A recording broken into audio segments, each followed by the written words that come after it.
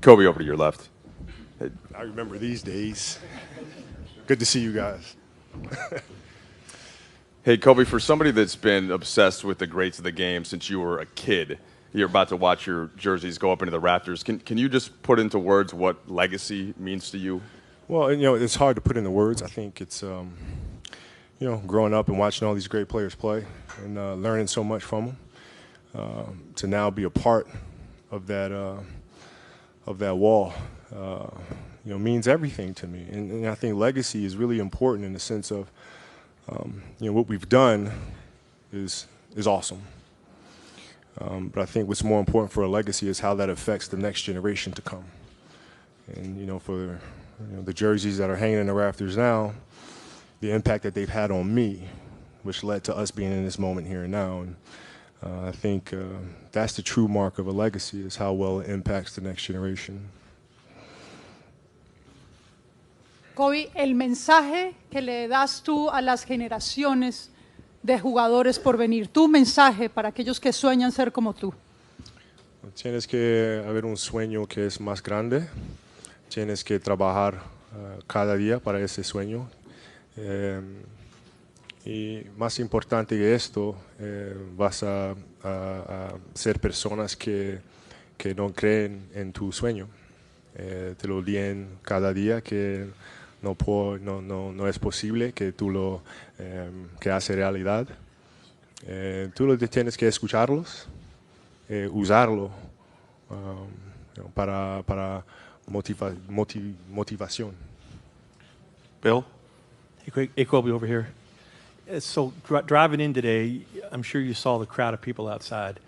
All these people, and you're not even playing tonight. I mean, you've been retired. The effect you have on this city, are you ever in awe of that, or is that something that you can feel? It's weird, man. It's because growing up, I just wanted to play basketball. You know what I mean? And then wanted to win championships. I wanted to be regarded as one of the greats, and all this stuff that was very internally driven, individually driven. And as you get older, and as I sit here now, I come to realize that it's really not about those things. Those things carry a greater significance to them, and it's how well can you affect or impact others, not from the sense of fandom or whatever the case may be, but it's through your actions, through your behavior, through your commitment to the game. How can that inspire people to be as committed in whatever field that they're choosing to be a part of? And that's where I think the connection that we have, and we fed off of that energy. I fed off their energy for many, many years, and I think that's the reaction you're seeing. Ted Sobel on the right. Hi, Gob, over here. Good to see you again. I remember the first day you walked into the Forum, and I'm thinking, that little kid right now is still inside of you somewhere. Can you go back there and think about even imagining that this has happened, and just the emotions of dealing with all these accolades, and at the same time, have you had a chance to look outside yet and see what's going on in Kobe Land? I haven't had a chance to look outside and see it. I mean, I saw it driving in, and what? You know what I mean? It's kind of like, and then secondly, I can remember back to being a kid, because that child inside of me has never left.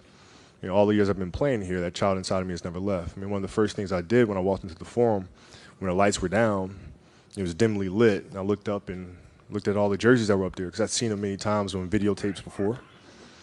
And before every game, I made it a point to kind of glance up there and remind me of what I'm playing for, you know, how I got here, and what it is that we're representing.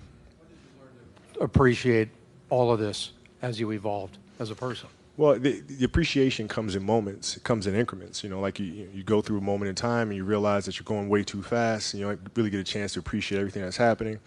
So you take a beat and you appreciate it. But the reality is you can't stay there. You know what I mean? Because then you can't ever grow and evolve, right? So there's moments of appreciation, and then you have to move on and focus with your head down on what comes next, and then come up for air every now and then. Second row in the center.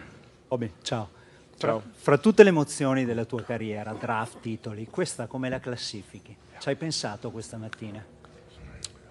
No, non ho pensato molto, perché volevo rimanere in questo momento.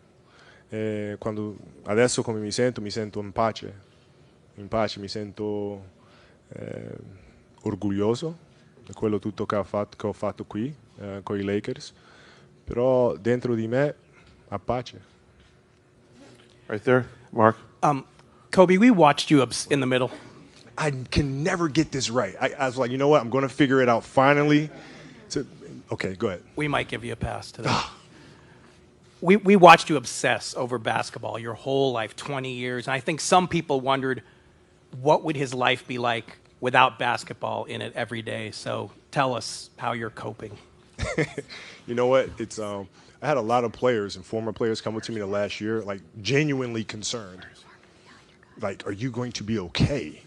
Like, yeah, I think I'm gonna be all right. And they said, listen, it's gonna be progressive, right? The first week, it's gonna be a serious state of depression.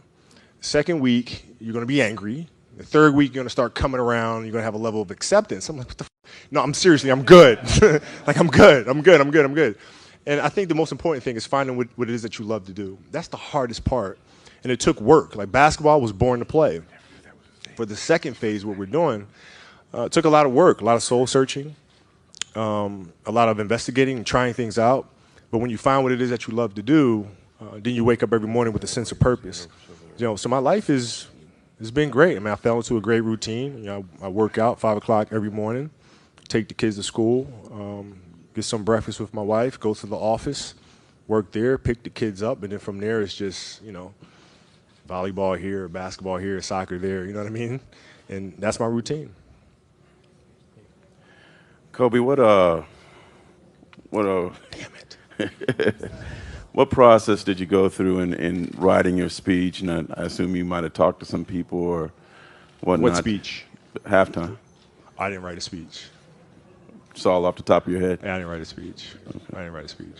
And also, as far as how often do you come out back here? You got me thinking about what the hell I'm going to say. I literally, you got to repeat that question. I literally didn't hear a damn thing you just said right now. I was completely thinking about what I was going to say. Go ahead. How did you work on your speech for halftime? What did you do? I was doing it while you were asking the question after you. Okay. I don't know. I guess you just kind of, you sit in the moment and then you let whatever's inside of me at that moment just come forward. And I think preparing for stuff like this kind of is not really true to form. You just kind of got to sit in the moment, absorb it, and then whatever comes out comes out. Hey, Gobi, last time you were here, you had just scored 60 your final game after playing 20 years. Tonight you're strolling in with literally a stroller through the tunnel. So what's going through your mind? The first thing you're thinking about as you're walking through again? I hope all these cameras that are flashing do not wake up Bianca. Because this kid's got a lot of energy, man. I'm trying to, my biggest concern of the night is she going to be able to sit there for the duration of the game, or is she going to try to run out into the court? Because she does not like sitting down for too long. So that is my biggest challenge of the evening. But I mean, I feel great. I'm very proud to come in here with my family. I'm proud that Bianca gets a chance to be in this environment, although she won't really remember anything of it. It feels good as a father to be able to have my family come in and share this night with. So. Kobe, aquí una en español. En pocas palabras, ¿cuál es el legado de Kobe Bryant? Un jugador que tiene un sueño, él trabaja cada día y que finalmente el sueño realizado. Así. Kobe, you came into the league the same time roughly that Iverson came in, but you came at basketball from very different places, but the impact was similar. And I wonder if you've thought about the impact that you and he had in that kind of post-Jordan, pre-LeBron era where the game was really kind of floundering and needed somebody to kind of show the way. Yeah, well, I remember when we came in, I mean, we were the draft that was full of a bunch of misfits. Like, this is everything that is wrong with the game. You know what I mean? One, Iverson, he does not fit the mold. He is not marketable, this whole thing. And then you got a kid that you need to burp before every practice because he's so young. So we were kind of the misfits of it all. But inside of us, we just had a passion to play. All of us. I mean, Ray too. I mean, we all just had a passion. Steve, passion for the game. and that superseded everything. And so eventually things balanced out, and the fans began to see us for who we were and what we came to be. But yeah, AI and I had definitely a significant impact on culture, and it was fun competing against them. Kobe, you've obviously wanted to be the best player. What do you think about now when you hear the comparisons, Kobe, Michael, Kobe, LeBron, things like that? I don't. One thing about me is I'm only going to care about something that I know I can definitively win. If it's not something I can definitively win, I'm not going to pay attention to it. So if there's an argument that's happening, that argument is never going to go anywhere. Everybody's going to argue it till they're blue in the face, so why would I think about it? You know what I mean? If we're playing ping pong and I know I can beat you in ping pong, I'm going to beat you in ping pong. I'm going to think about that. That's a definitive thing. So I don't think about that much. Hey, Kobe. Everyone is talking about who was a better Kobe, number 8 or number 24. I really want your answer. Thank you. Well, it depends. It depends. If 8's playing 24 after he just ruptured his Achilles, then it's a problem for 24. You know what I mean? If 24 is playing as 8 when he tore his shoulder, and it's a problem for number 8. So it's just, I don't know, depends. Kobe, dos preguntas. La primera, ¿cómo es tu vida después del baloncesto? La segunda, ¿cómo estás viviendo esta noche? La vida ahora es muy linda porque estoy con familia cada día, escuela, mirando cómo juegan a sports después de escuela y cenar con mi esposa, todas las cosas que antes que me retiro no podía hacer. Y esta noche soy a paz, porque estoy aquí con familia y tengo que hablar a vosotros, pero eso es una cosa que por una noche lo puedo hacer, ¿no? No, soy muy feliz, muy feliz. Kobe Anthony Gilbert, Hoop Magazine, NBA.com. My question for you is, when you talked about looking up at the numbers, the retired jerseys, you saw Wilt Chamberlain, and you're from Philadelphia, even though you pretty much grew up most of your life out here. What does a night like tonight to be the only player to have 2 jerseys retired, what does that mean to your hometown and to your family? Well, I mean, that's, the attitude that I play with, the temperament, the competitiveness, the trash talk, and all comes from there. I mean, that summer spending long days at Tustin and playing across from Overbrook where Wilt Chamberlain did his thing, you know what I mean? So it all comes from there. So I'm really happy to be representing that at that level, and to have 2 Philly boys with their jerseys hanging up there is pretty awesome. Pretty awesome. I should be getting free water ice every time I come down there, by the way. Word. Not just the U.S., but the world is watching. And we know you just announced plans for the first NBA school in China. What kind of legacy you want to leave in China and also across the world? And also, I'm curious, do you still sometimes wake up at 4 o'clock in the morning? Well, I wake up at 4 every morning. It's just I don't know. I don't know. I just wake up at 4, and I got nothing to do, so I might as well work out, might as well write, might as well do the things that I need to do. So, and in terms of going forward, it's about educating. It's about teaching. It's about teaching the game. It's about teaching the game within the game, and a lot of that is emotionally driven. You can teach fundamentals, you can teach footwork, you can teach basics, but we also have to teach, that goes hand in hand with that, is how to deal with anxiety, how to deal with pressure, how to understand how to quiet the ego, all those little inner battles that take place. We have to be able to teach that as well through sport. And then through sport, hopefully we can have children grow up to be outstanding citizens. Andy? Close enough.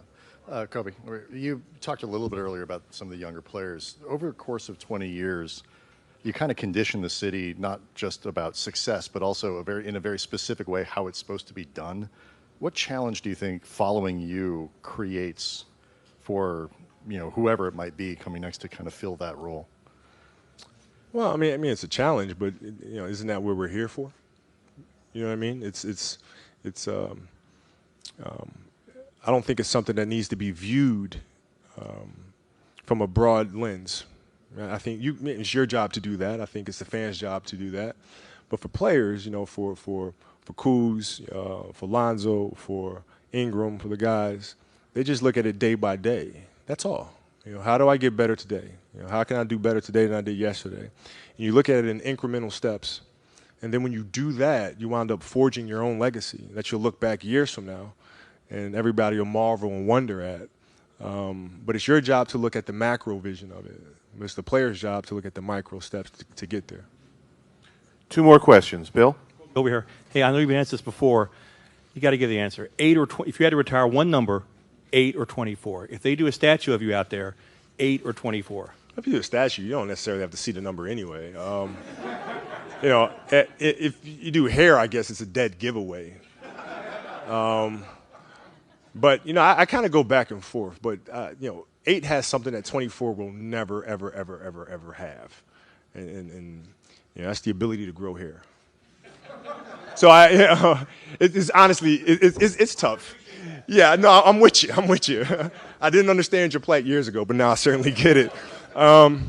It's really, really tough for me. I think 24 was more challenging, and I tend to gravitate to things that are harder to do. And physically for me, it was really, really hard to get up night in and night out, man. It was really, really, it's a grind. Taking on the Boston Celtics, having a bone fragment in my foot during that series, having a broken finger, and muscling through that back half of the career, some of the toughest stretches of basketball ever, man. And so I guess if you forced me to pick one, I'd probably go with 24 because of that. Last question, center. Kobe, you obviously there's this huge celebration for you today. You spent 2 decades here. It's kind of a celebration of your whole career. What you kind of talked about it before. What will it take for this franchise, do you think, to kind of officially move on to the next chapter after Kobe? Well, the thing about sports is that the chapters are coming whether you like them or not, right? The stories are being written now, right? New legacies are being created now. And I think for the players that are here now, like I said earlier, it's just to focus on the micro stuff, the day-to-day stuff. That's it, man. That's it. You just work on your game, right? The little details of it. How do you get better? Studying film. And then as time goes on, you'll look back at this beautiful thing that they've created, right? But in the moment it's creating, you don't know. Like, if you guys 15 years ago, you say Kobe Bryant would be sitting here giving advice to younger players in the NBA, you guys would be like, get the fuck, are you kidding me? This guy?